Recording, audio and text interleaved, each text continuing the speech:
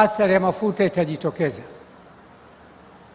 lakini umeamua kuhakikisha kwetu isitokee. Nakupongeza sana Mheshimiwa Rais kwa hatua yako. Mheshimiwa Rais, ulipoingia madarakani tulikuwa kwenye COVID. Uchumi wa nchi ulikuwa 3.1.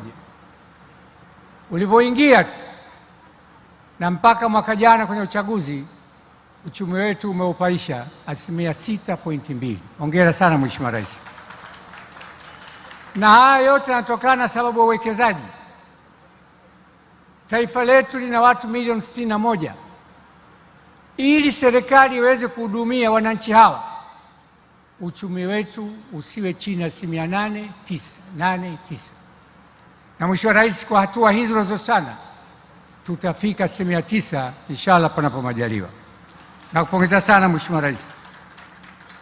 Mheshimiwa Rais, pamoja na mradi huu ni kuombe wewe na serikali yako na waziri wa nishati yuko hapa, tuwe na utaratibu wa kuwa na refinery ya kusafisha mafuta wenyewe Tanzania.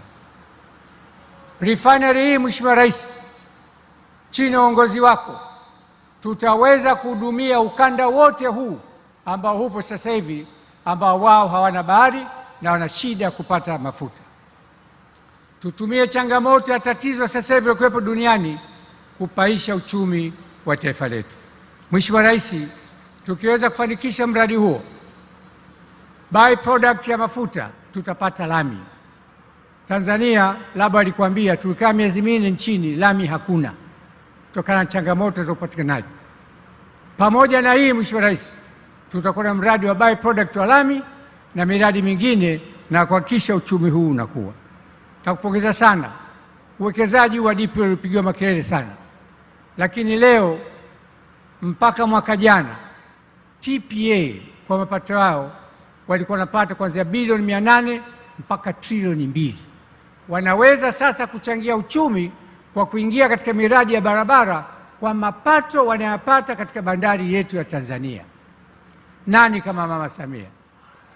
Kwa hiyo shukuru sana mkurugenzi mkuu wa TPA Mheshimiwa Mbarawa, chairman, kwa namna mnavyonini.